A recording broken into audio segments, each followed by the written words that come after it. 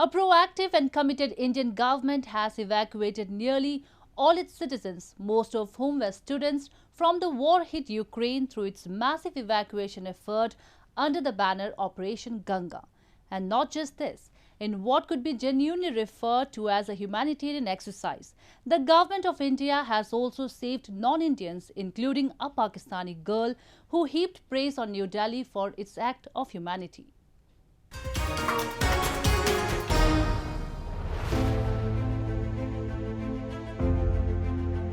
This is one of the latest batches of medical students from Ukraine to have touched down the Air Force base near Indian capital, New Delhi.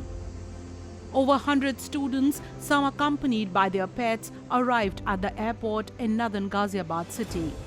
An Indian student was killed by shelling in the eastern Ukrainian city of Kharkiv last week, prompting New Delhi to step up demands for safe passage to evacuate thousands of its nationals trapped in the war zone.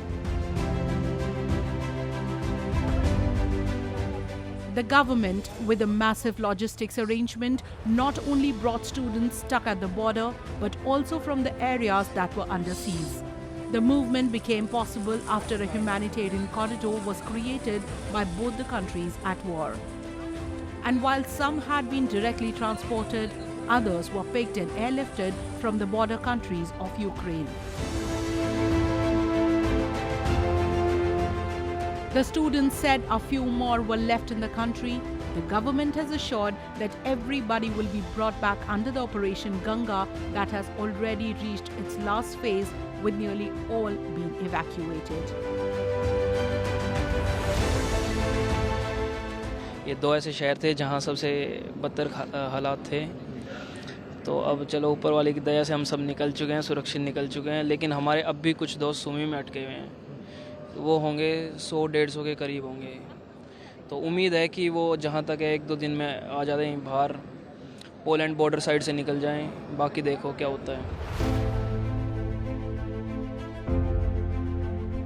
The foreign ministers from Russia and Ukraine met in Turkey this week, but no breakthrough could be reached, a warning signal for those who continue to remain trapped in the war-torn country. Russia's invasion has already uprooted more than 2 million people in what the United Nations calls the fastest humanitarian crisis in Europe since World War II. Foreign nationals, predominantly medical students from different countries, have been flown back, with India leading the evacuation operations. Through constant engagement with both sides, the government has tried to ensure that its citizens do not face troubles even during the stranded phase. चौप border, फिर Hungary border, फिर Romania, उसके बाद India है, तो कोई दिक्कत नहीं हुई हमें। In the massive exercise, apart from the private commercial flights, the Indian Air Force had flown 12 missions to bring back nearly 2,500 Indian nationals. As per the data provided by the Indian Ministry of External Affairs, among the civilian flights, 4,575 passengers have been brought from Bucharest by 21 flights, 1,821 from Suceava by 9 flights, 5,571 from Budapest by 28 flights, 909 passengers by 5 flights from Kosice, 2,404 Indians from Rzeszów by 11 flights, and 242 persons by a flight from Kyiv.